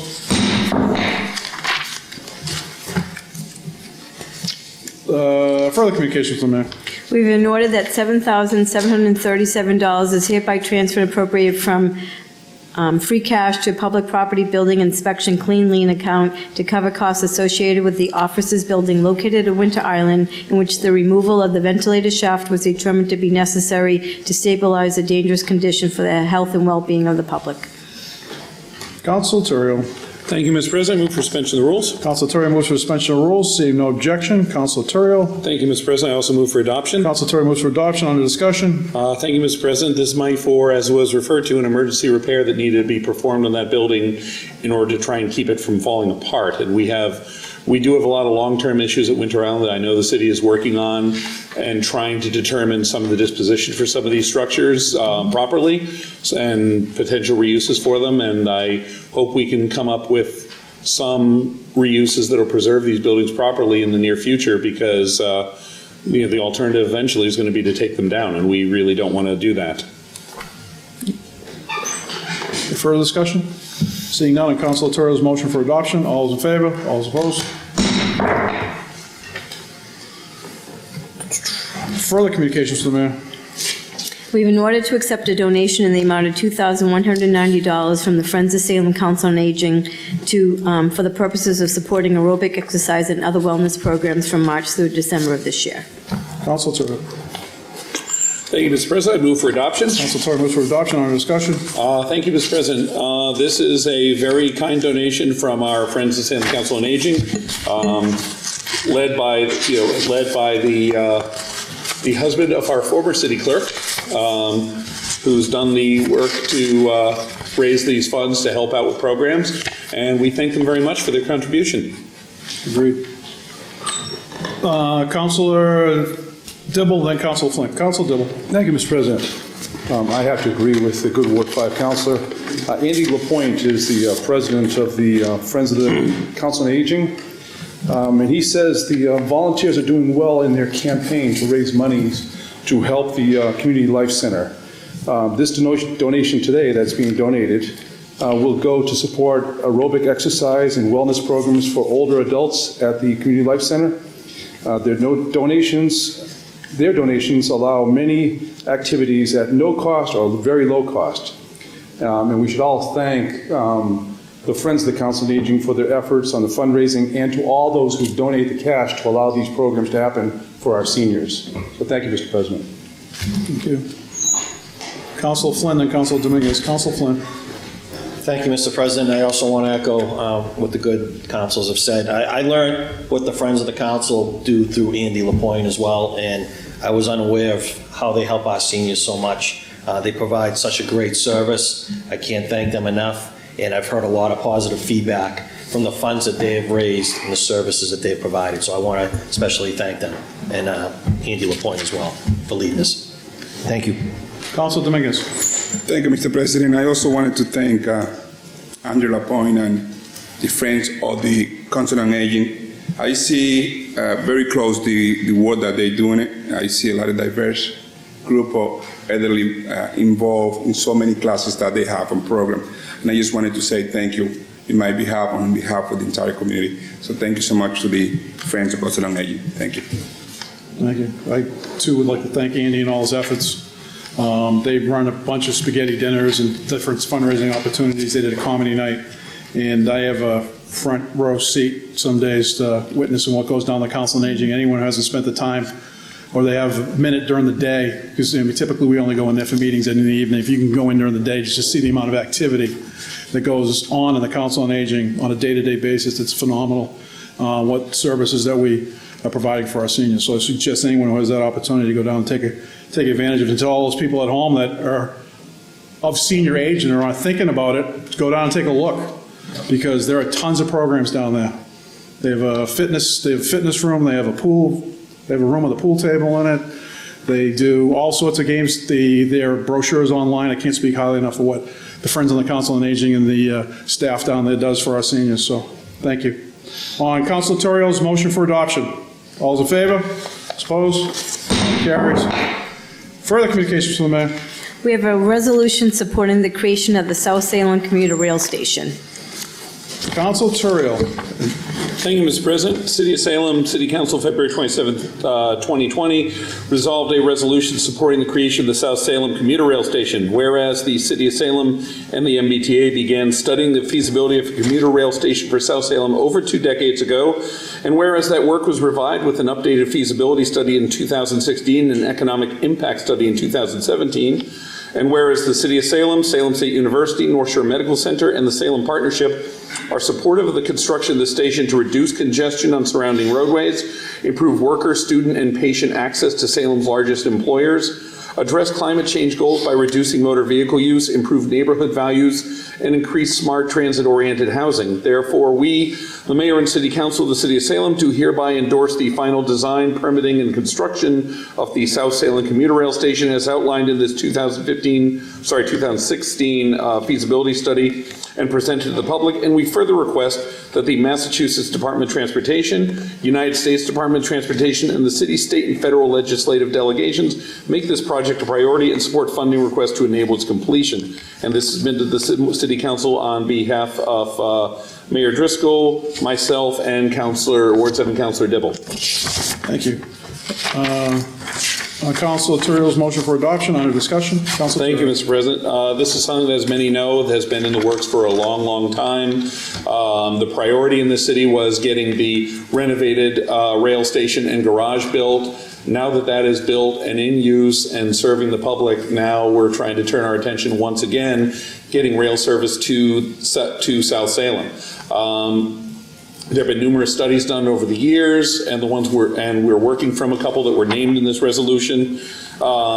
In particular, this gives an opportunity for improving development in the areas of Jefferson Avenue corridor and in the Canal Street corridor. This will, if done, this will enable people in the south of Salem and users of the university and users of the medical center to be able to access rail without having to travel through the congested center of town. This should take some parking demands out of that area as well, besides reducing car traffic. And, Salem has one of the busiest stations in the entire MBTA system, and our neighboring city of approximately the same population is served by 5 train stations. We have 1. So having that second stop will provide opportunity to basically to Ward 5, Ward 7, and Ward 3 for Councilor Morsillo's ward, and will serve the institutions that we have in that area a lot better. And it's something that we've all been working towards getting, and there's been a lot of progress made at the state level in putting this towards the top of the list on the transportation bill and getting the MBTA's willingness to put this into their list. So this is to try and help move the ball along. Thank you. Council Dibble. Thank you, Mr. President. I think well said by the Ward 5 councilor. I'm not going to re-echo what he said in total, but I just want to mention, as I was quoted in the Salem News, that I think that this is the biggest thing that we can do to help reduce the vehicular traffic in Salem. This train stop being located between Ward 3 and Ward 5, between our 2 largest employers, Salem Hospital, North Shore Medical Center, and Salem State University, where the staff of the hospital and the staff and the students, I think it's 7,700 students this year. It was 10,000 a few years ago, and I think it'll come back. It's a lot of people, and over 1,000 employees of Salem State as well. That's a potential large number of cars. If we only get 10% of that, if we get 1% of that, that's a huge number of cars coming off the road. And I applaud that. You mentioned Beverly. Beverly has 5 stops. Salem could use a second stop. Why not have a second one? It would spur economic interest along Canal Street. For those watching at home, the train stop would be located basically across from Sidelines Restaurant on Canal Street, or St. Paul Street, whatever you want to call it. Right in that bend there, away from the Ocean Avenue West neighbors that would be some of the closest abutters. And it's just going to make life a lot better. It's going to be, get cars off the road. It's right on the bike path. This is a good project that everybody in Salem should support and welcome. Thank you, Mr. President. No problem. Councilor Massoul. Thank you, Mr. President. I would have signed on to this if I had read my email fast enough. So I just want to say I'm hugely in favor of this project. And I think that a lot of the neighbors are also in favor of it. We just need to do more education so that they completely understand it. And I will say it's right on the bike path, like Councilor Dibble said. It's also going to provide a connection from Jefferson Avenue to Canal Street, which, as we know, is really important for kids that are trying to get across there. So I think we really need this, and I would love for it to start this year, but thank you. I agree. Councilor Madore. Thank you, Mr. President. I also want to express my support for this and thank my colleagues and the mayor for bringing this in. As someone who lives a minute away from a train station, I know that it is an incredible economic benefit to its surrounding residents, and I think this will go beyond just helping our residents. It will also make us even a stronger center of commerce within the North Shore. Despite Beverly having 5 commuter stations on 2 lines, Salem continues to be the busiest station in the entire MBTA system, only because we have such a strong workforce, employers, residents, a cultural center. So this will only strengthen our economy, and I'm really glad that we're sending this message to our entire legislative delegation to show that this is important to us, and it's about time to get it done. Thank you. Thank you. Councilor Brodzinski. I'd also like to express my support for this train station for 2 reasons specifically. Number one was just mentioned was the public safety factor of the kids being able to cross over the railroad tracks. Over the years, we've seen tragedies on these railroad tracks where the kids have snuck in or climbed under the fences, over the fences, and somehow there's been tragedy because of what's happened over there. It was a very, very dangerous situation, and that now can be averted as long as there's a crossover. The other part I think that everybody has to understand is that there's a good opportunity for a big economic development around the train station, which will boost, which if done properly, can really accentuate both Canal Street and, more importantly, the Jefferson Avenue area, which is kind of in a flux right now. Thank you. Agreed. Anyone else? On Councilor Torrio's motion for adoption. All those in favor? All those opposed? The matter carries. Further communications from the mayor. We have an ordinance to providing for auxiliary aids and services for effective communication and reasonable modifications for accessibility in public meetings. Councilor Madore. Thank you, Mr. President. I move that this be referred to the Committee on Ordinances, License, and Legal Affairs. Councilor Madore moves this matter be referred to the Committee on Ordinance, License, and Legal Affairs. Councilor Madore, under discussion. Thank you, Mr. President. Very briefly, I'm really glad to see that the mayor has filed this amendment and an ordinance. And someone who has an invisible disability like I do, having my hearing aids in right now, I think it's really important to provide access to our government and serve residents of all abilities. So I'm looking forward to how we can implement this to broaden our reach and beyond these 4 walls of City Hall. So looking forward to the discussion. Thank you. Any further discussion? Councilor Turrell. Hey, Mr. President, I just was going to suggest for housekeeping that that be co-posted. So moved. And I believe the school committee just is either entertaining this idea or they already just implemented it. So I think it's important. Our school committee just did this, I believe. For the schools. For the schools. No, they just did. They're their own board. So I think it's important. So Councilor Madore's motion that this matter be referred to the Committee on Ordinances, License, and Legal Affairs, co-posted. All those in favor? All those opposed? Further communications from the mayor. We have an ordinance to amend the zoning ordinance by adding inclusionary housing, Section 5.4 and Section 10. Waive the reading. Go all the way to the 24, page 24. Nice big jump. I can read it. I got it.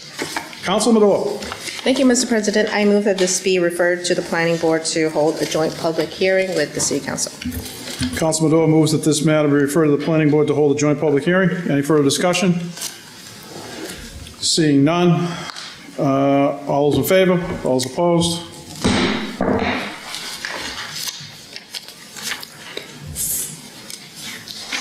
Mayor's informational page, we did that one.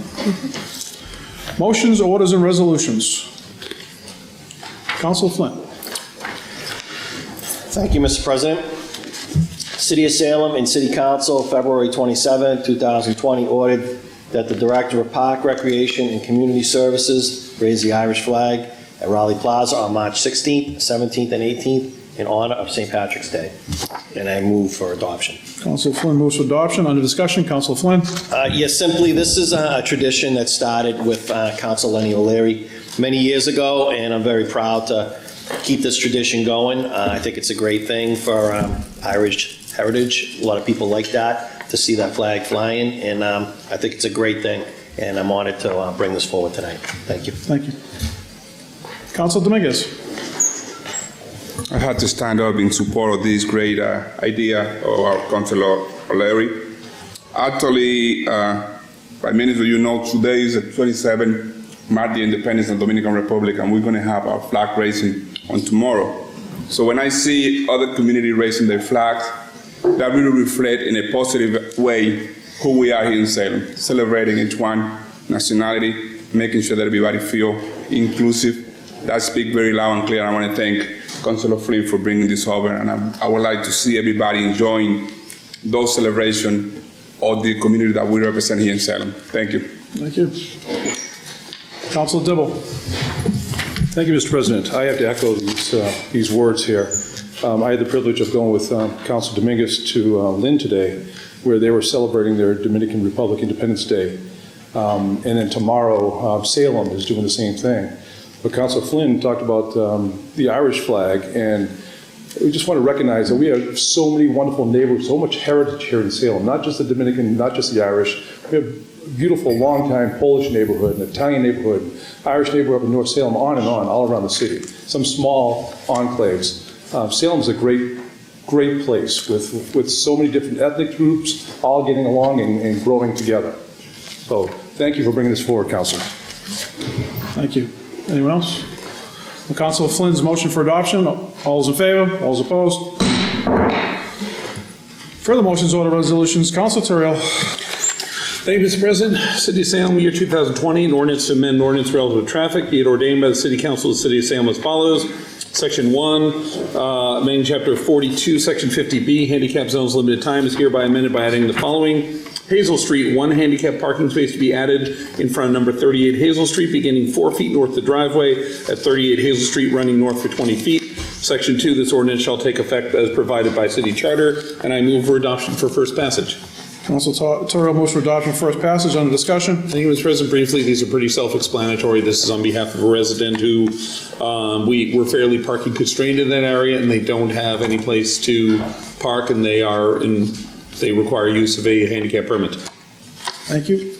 Any further discussion? Seeing none, the Councilor Terrell's motion for adoption for first passage. All those in favor? All those opposed? Further motions, order resolutions. Councilor Masillo. Thank you, Mr. President. City of Salem, in the year 2020, an ordinance to amend an ordinance relative to traffic, be it ordained by the City Council of the City of Salem as follows. Section 1, amending Chapter 42, Section 49, obedience to isolated stop signs is hereby amended by adding the following. Wheatland Street at the intersection of Lawrence Street, add 1 stop sign, easterly bound traffic on Wheatland Street. Section 2, this ordinance shall take effect as provided by City Charter. Move for adoption. Move for adoption. No problem. Councilor Masillo's motion for adoption. Under discussion, Councilor Masillo. Thank you, Mr. President. This street should have a stop sign on it. Actually, if you look on Google Maps, there's stop printed on the roadway, but no sign. And the situation was exacerbated with the detour due to the National Grid gas line installation. And so the neighbors called and asked for this to be put in, and so it is being done. Excellent. Any further discussion? Seeing none, Councilor Masillo's motion for adoption first passage. All those in favor? All those opposed? Councilor Terrell.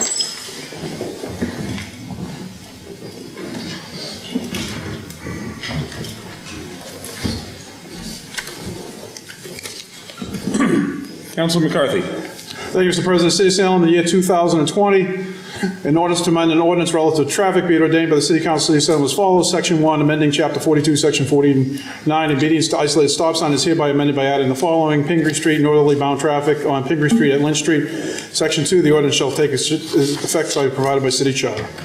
And I move for adoption. Councilor McCarthy moves for adoption first passage. Under discussion. Thank you, Mr. President. Self-explanatory.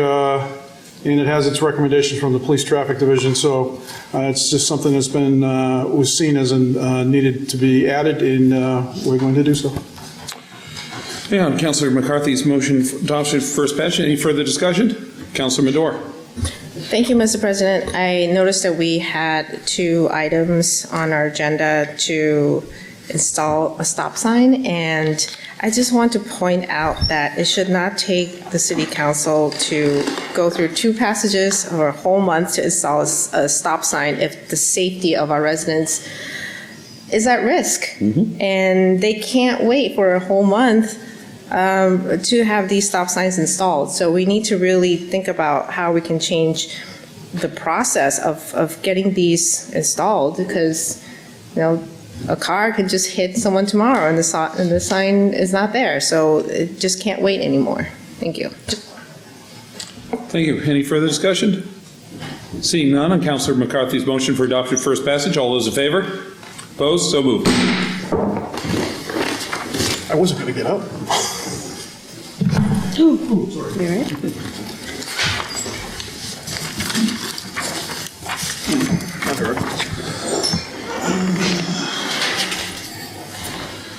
Further motions, order resolutions. Councilor Dibble. Thank you, Mr. President. City of Salem and City Council, February 27th, 2020, ordered that the Committee on Public Health, Safety, and the Environment, co-posted with the Committee of the Whole, meet to create a resolution and/or ordinance to address each of the following: ban of single-use plastics, plastic straws, styrofoam, cigarette butt litter, alcohol nip bottle litter, helium balloon release prohibition, and that the following be invited: SAFE, CIRC, Salem Sound Coast Watch, Salem Recycles, Salem League of Women Voters, Salem Public Schools Environmental Coordinator or Superintendent, City Engineer, and our Health Agent. And I move for adoption. Councilor Dibble moves for adoption. Under discussion, Councilor Dibble.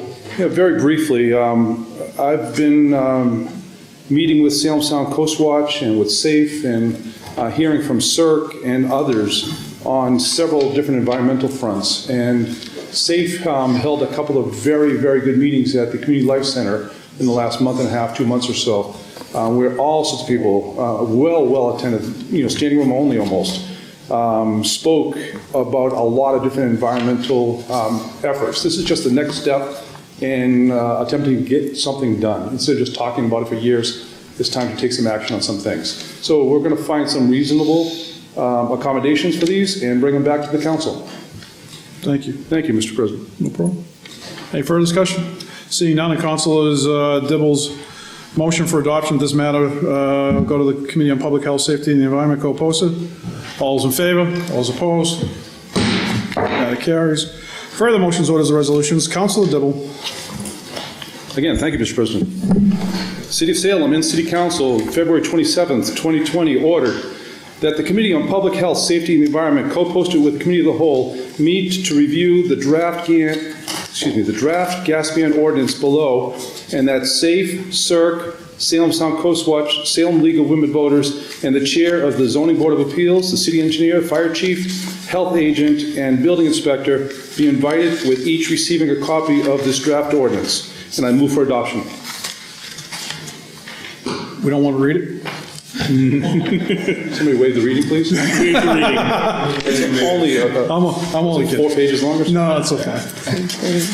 I'll gladly read it. No, that's fine. No. Waive the reading. Thank you. Council Dibble moves for adoption. Under discussion. Council Dibble. Yes, thank you. This is a result of gas leaks, so over 300 of them not being repaired in Salem, and the damage that gas is causing to our planet, to human health impacts, causing asthma in children, killing our trees along the streets. The gas leaks simply aren't being repaired, and this council signed a resolution, I think 2 years ago, maybe 3 years ago, that pretty much everything that we do will go towards doing all things green, if you would, towards the environment, carbon-free, et cetera. Well, this is one step in that. Other cities and towns are taking proactive steps all across the United States. The most recent and the closest to us is the city of Brookline, or the town of Brookline, taking a similar, their ordinance is stronger, but taking a similar step in this. So this, again, it into the works for discussion, and we'll have a very large environmental meeting here, and hopefully all the councilors can attend this, and we can find some reasonable steps to take to better protect our planet and the residents of Salem. Thank you. Any further discussion? Seeing none, on Council Dibble's motion for adoption. All those in favor? All those opposed? That was co-posted, correct, Council? Just want to double check. Thank you. Are there any other motions, orders, resolutions coming in? None. Thank you. Committee reports. Council Madore. Oh, wait. Yep. Thank you, Mr. President. Committee on Ordinances, Licenses, Legal Affairs, to whom was referred the matter of granting of certain licenses, secondhand valuables, and tax days, as consider said matter and would recommend granted. On acceptance of the report, all those in favor, all those opposed? On adoption of the recommendation, under discussion, Council Madore. No discussion. No discussion on adoption of the recommendation, all those in favor, all those opposed? Matter carries. Further committee reports, Council Terrell. Thank you, Mr. President. City of Salem City Council, February 27, 2020. The Committee Administration and Finance co-posted the Committee of the Whole, to whom was referred a bond order in the amount of $755,000 to pay the cost of reconstructing and making extraordinary repairs to the Museum Place parking garage. Has considered said matter, would recommend that it be adopted for second and final passage by roll call vote. On acceptance of the report, all those in favor, all those opposed? On adoption of the recommendation, under discussion, Council Terrell. Thank you, Mr. President. We had the meeting on this last night. We had extensive discussion with the engineer who's been working with the city, with Mike Luchakowski, I can't even remember exactly his title. He runs our buildings, and Dave Kaczarski, our Director of Traffic and Parking. This is the first in a multi-year series of projects that will, and we're starting with the first level because that's the level where the water infiltration affects them all. So this is to clean up, repair, and deal with the issues on the first parking levels of the mall, where it is the roof, the ceiling of the Which City Mall, or whatever it's being called now, underneath it. It's changed names a bunch of times.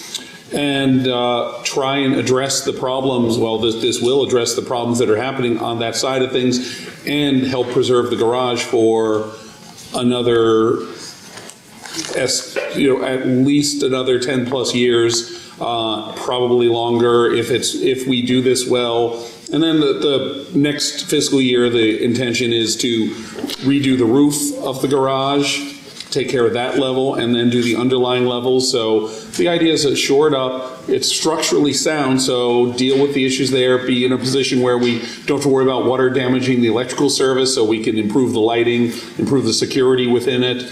We've already invested in the stairwells and the elevators in the last couple of years and made those necessary repairs. And this garage is a very important part of our downtown. It accommodates approximately 900 cars and really needs to be at full capacity come the fall when the busiest season comes. So the goal in doing this is to get it done now, get the work done by summertime when the traffic levels pick up, and be ready to move on to the next part. So we had a long discussion on this last night, and there are some open questions for the long term, but at this point, this is what we need to do to get things going. Thank you. Any further discussion? Seeing none, Madam City Clerk, will you please call the roll? Councilor Dibble? Yes. Councilor Dominguez? Yes. Councilor Flynn? Yes. Councilor Hapworth? Yes. Councilor Madore? Yes. Councilor Marcillo? Yes. Councilor Presnewski? Yes. Councilor Riccardi? Yes. Councilor Torrio? Yes. And Councilor McCarthy. Yes. Thank you.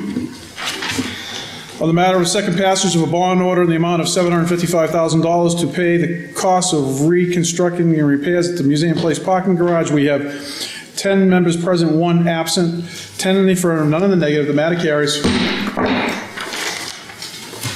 Further committee reports, Council Terrell. Thank you, Mr. President. City of Salem City Council, February 27, 2020. Committee Administration Finance co-posted the Committee of the Whole, to whom was referred appropriation in the amount of $151,000 and $194,000 for a total amount of $345,000 for design plans and contingency costs of museum to the Museum Place parking garage, has considered said matter and would recommend approval. On acceptance of the report, all those in favor, all those opposed. On adoption of the recommendation, under discussion, Councilor Terrell. Thank you, Mr. President. This matter is tied directly to it. These are direct funds to, as mentioned here, to cover design costs for some of the work that has to take place, and some of the work that has to take place in the coming year, and to cover any contingencies that might come up, so we have a reserve for it. So that part may not be used, or we may be able to apply that to the next phase of construction, but this is to make sure that we have funds available. Thank you. Any further discussion? Seeing none. On adoption of the recommendation, all those in favor, all those opposed, that carries. Further committee reports, Council Terrell.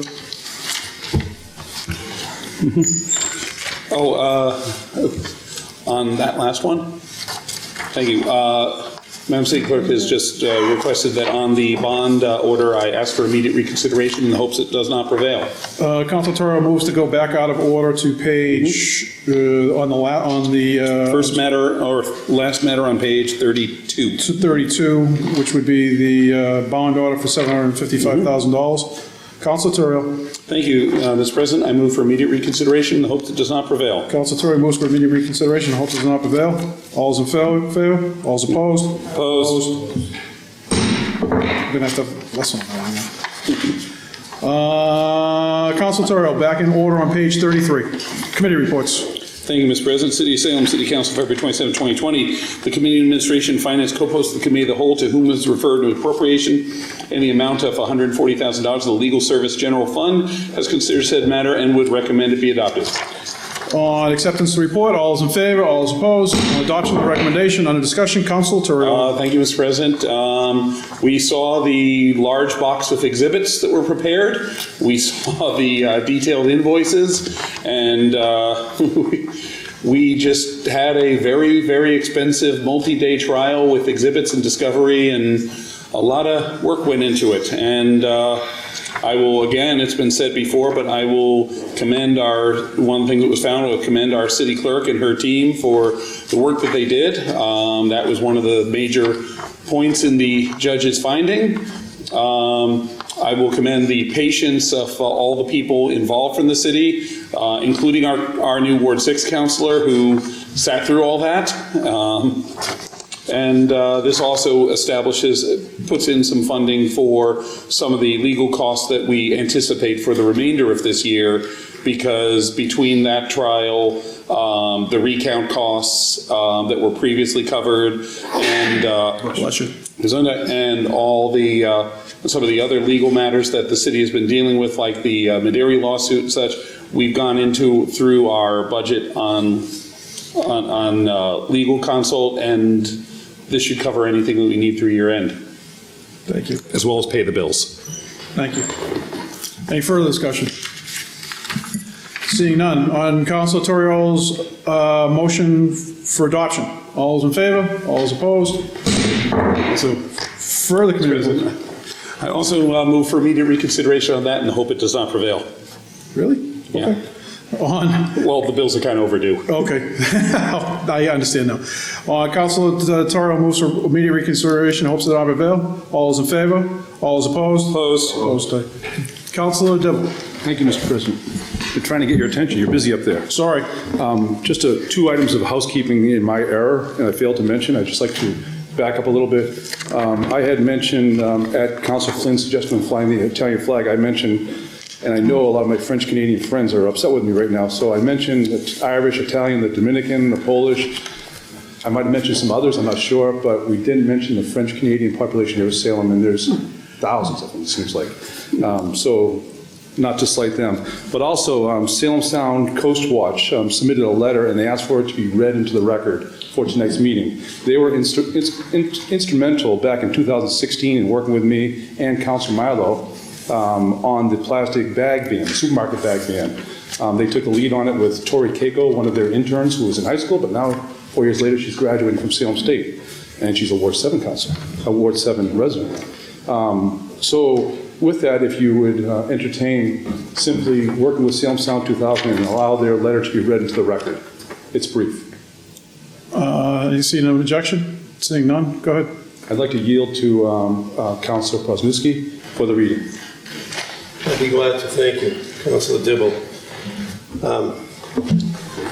Letter from Salem Soundwatch to the Salem City Councilors. It is with great enthusiasm that the Salem Sound Coast Watch support Councilor Dibble and the rest of the Public Health, Safety, and Environmental Committee in their efforts to pass a single-use plastic and polystyrene-related resolution and eventual ordinance. Marine debris is one of the greatest threats to the health and longevity of our oceans and all of the life that surrounds it. Humans, as the only manufacturer and users of plastics and non-biodegradable materials, are the sole creator of marine debris and must therefore be held responsible for addressing the issues it poses for our water and our environment. Perhaps the second largest threat to our ocean is the public's lack of awareness and or current lack of widespread commitment to solving this problem. An ordinance seeking to limit the amount of single-use plastics or polystyrene materials the establishment may offer customers to lessen these threats. We believe that exposing the public to alternatives are too often expected plastic straws, utensils, and food containers. We can greatly reduce the amount of debris that ends up in our oceans and engage our community in a more sustainable existence. As many of you know, the Salem Sound Coast Watch is dedicated to protecting the environment and improving the water quality of Salem Sound. Our past projects, similar to the proposed resolutions of ordinances, including facilitating the plastic bag ordinance passed in Salem, Beverly, and Danvers.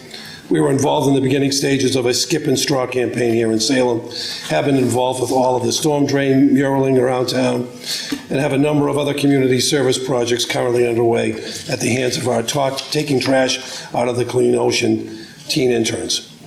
We look forward to working with the council to formulate and pass this resolution or ordinance and we are excited that this can be accomplished to reduce the single-use plastics in our community.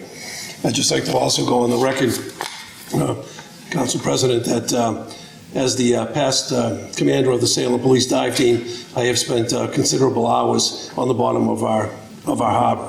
A lot of us here have seen the trash that washes up on shore. I've seen the trash that's left behind that nobody sees. We can't have a street sweeper go by and sweep the bottom of the ocean.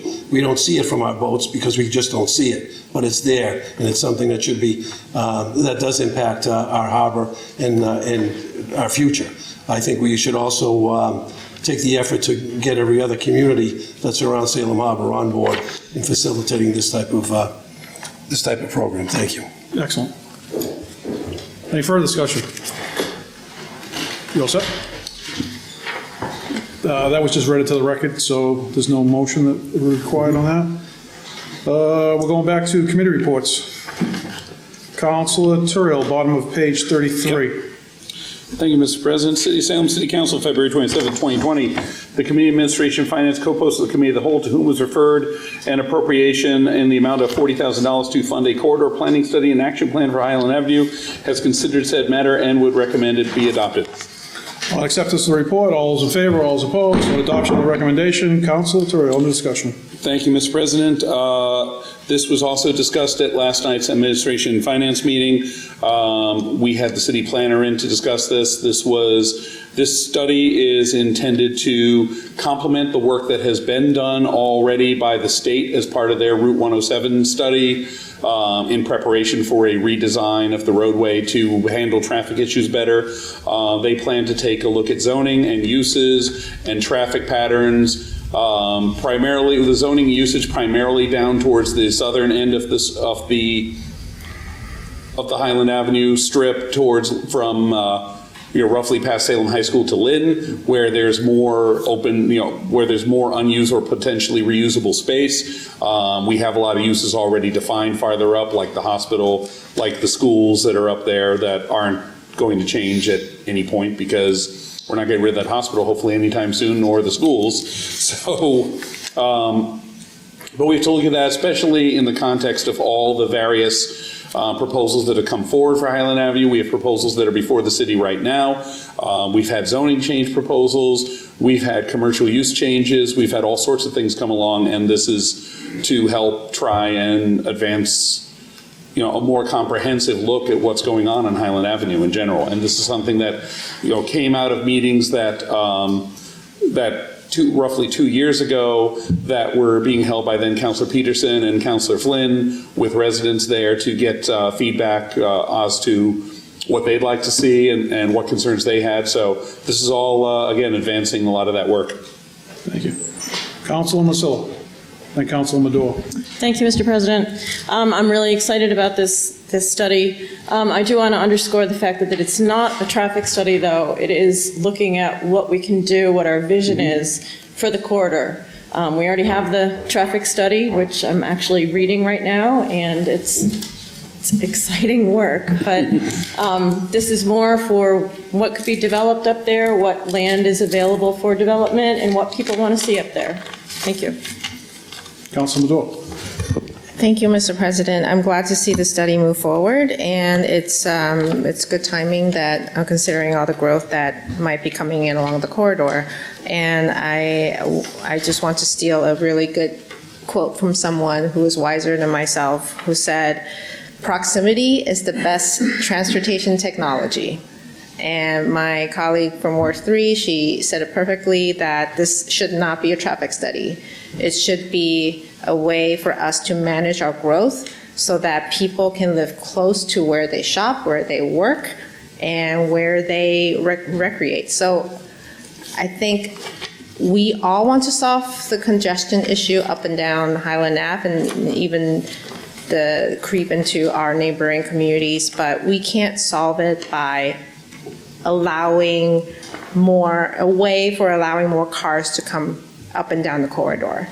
So I understand from last night I wasn't able to get here in time that there's a desire for more jobs along the corridor, but if you don't build more homes with more jobs, the people who are coming to those jobs will be coming by car, and that takes away from all the discussion we had tonight and during other meetings about being more resilient in the face of climate change. So we can't plan for more ways that people can get to Highland Avenue by car. We need to plan for more ways that people can live closer to where they do everything they do every day. So I hope this study will use that as a guiding principle rather than just a way to manage traffic and cars. But I'm really glad to see this study move forward, and I fully support it. It's a good use of our funds. Thank you. Any further discussion? Seeing none, on Councilor Terrio's recommendation for adoption, all those in favor, all those opposed? Communications from city officials, none. Petitions. We have the following list of public guides, taxi cab limos, and taxi operators. Councilor Madore. Thank you, Mr. President. I move that these be granted. Councilor Madore moves that be granted. On discussion? No discussion. All those in favor? All those opposed? That is carried. Further petitions. We have the following tag day license. Councilor Madore. Thank you, Mr. President. I move that these be referred to the Committee on Ordinances, Licensing, and Legal Affairs. Councilor Madore moves that this matter be referred to the Committee on Ordinance, Licensing, and Legal Affairs. Seeing no discussion, all those in favor? All those opposed? Further petitions. We have one claim. Councilor Madore. Thank you, Mr. President. I move that this be referred to the Committee on Ordinances, Licensing, and Legal Affairs. Councilor Madore moves that this matter be referred to the Committee on License, Order, and Legal Affairs. Seeing no discussion, all those in favor? All those opposed? Matter carries. Unfinished business. We have a second passage of an ordinance to amend an ordinance relative to Green Lawn Cemetery. Councilor Madore. Thank you, Mr. President. I move for second and final passage. Councilor Madore moves for adoption for second and final passage. Any discussion? Seeing none, on Councilor Madore's motion for adoption for second and final passage, all those in favor, all those opposed, matter carries. Further unfinished business. We have a second passage of an ordinance to amend an ordinance relative to solid waste. Councilor Madore. Thank you, Mr. President. I move for adoption for second and final passage. Councilor Madore moves for adoption for second and final passage. Any discussion? Seeing no further discussion on Councilor Madore's motion for adoption for second and final passage, all those in favor, all those opposed, matter carries. Any, Councilor Flynn? Request personal privilege. Councilor Flynn has a request for personal privilege. See no objection. Councilor Flynn? Thank you, Mr. President. I was in contact today with Rosemary O'Connor, and she just wanted to relay to the council, they're going to be doing a fundraising at the Moose on March 7th. There's going to be more information coming out. She wanted to invite all the councilors and city officials to attend. I guess they've been running into a little financial difficulty with less members going, and they've done so much for the city. We wouldn't have a K-9 unit in our city without them, and they've helped so many other organizations and other departments in the city. So she just wanted me to relay that information to the council, and there'll be more information to follow. She's looking at March 7th, so that would be before our next council meeting. So I just want to relay that information. Thank you. Thank you, Mr. President. No problem. Anyone else? Seeing none. Councilor Turiel. Thank you, Mr. President. I move we adjourn. Councilor Turiel moves to adjourn. All's in favor, all's opposed? We stand adjourned. Thank you very much.